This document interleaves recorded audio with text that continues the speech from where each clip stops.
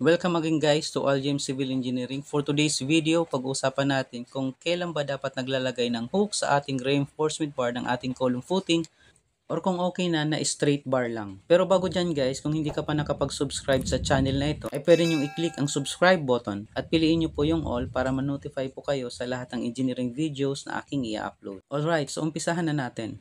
Marahil guys, nagtataka kayo, bakit minsan makikita natin sa project sites yung reinforcement bars ng kulong footing ay may hook, pero minsan ay straight bar lang.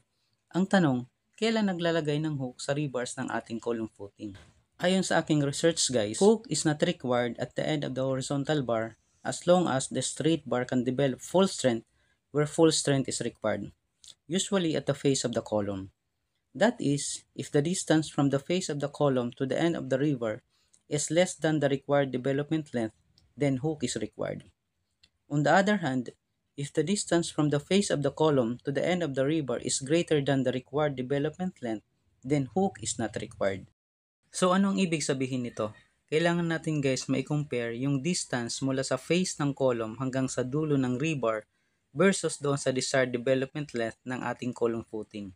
Kung mas mahaba yung nasukat natin na distance versus doon sa desired development length, then hindi na natin kailangan maglagay ng hook sa ating column footing. Pero kung mas maiksi yung nasukat natin na distance versus doon sa desired development length, then need natin maglagay ng hook sa ating column footing. Alright, para mas maintindihan natin yung ating pinag-uusapan, consider yung sample footing na ito. Ang size ng footing natin ay 1000 mm by 1000 mm or 1 meter by 1 meter. Ang size ng ating reinforcement bar ay 16 mm diameter bar. At ang size ng column or poste naman natin ay 300 mm by 300 mm. Ang first step na ating gagawin ay aalamin natin ang distance mula sa face ng column hanggang sa end ng rebar.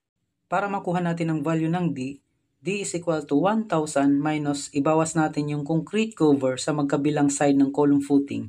So minus 2 times 75 minus yung size ng column which is 300 mm then all over 2. So D is equal to 1000 minus 2 times 75 minus 300 all over 2 at ang makukuha nating value ng D ay 200 mm. Alright, alamin naman natin ngayon ang value ng required development length ng ating column footing. Required development length or LDB is equal to 0.02 times AB times FY all over the square root of F prime of C, but not less than 0.06 times DB times FY, na kung saan ang AB ay yung area ng rebar natin in square millimeter.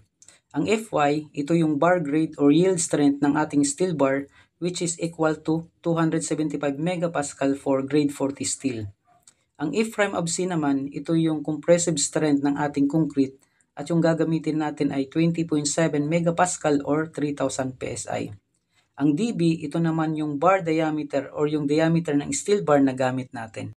Okay, so computing the required development length LDB is equal to 0.02 times AB times FY all over the square root of F prime of C.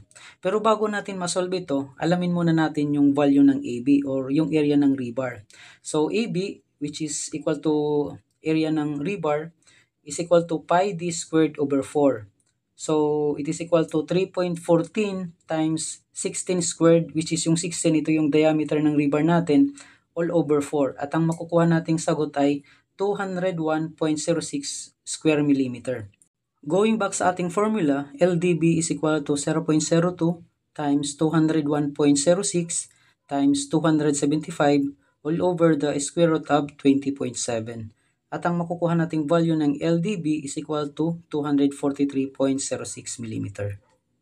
So ngayon, i-compare natin ito sa value ng 0.06 dBFY which is equal to 0.06 times 16 times 275 which is equal to 264 mm. Okay, so ngayon balik tayo sa condition ng ating required development length. Sabi natin LDB is equal to 0.02 times AB times FY all over the square root of F prime of C but not less than 0.06 dB times FY.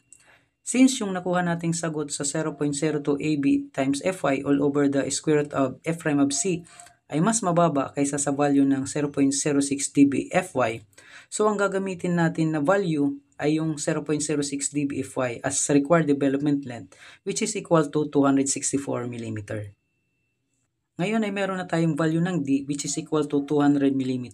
At meron na rin tayong value ng required development length natin or LDB, which is equal to 264 mm. Comparing the two values, makikita natin na yung value ng D ay mas mababa kaysa sa required development length or LDB. So ang ibig sabihin nito guys, kailangan ng hook yung column footing natin. Pero if in case guys na yung nakuha nating value ng D ay mas mataas sa value ng LDB, ang ibig sabihin nito ay hindi na natin kailangan ng hook para sa ating column footing. Okay, so that's it guys. Thank you for watching and see you sa next video.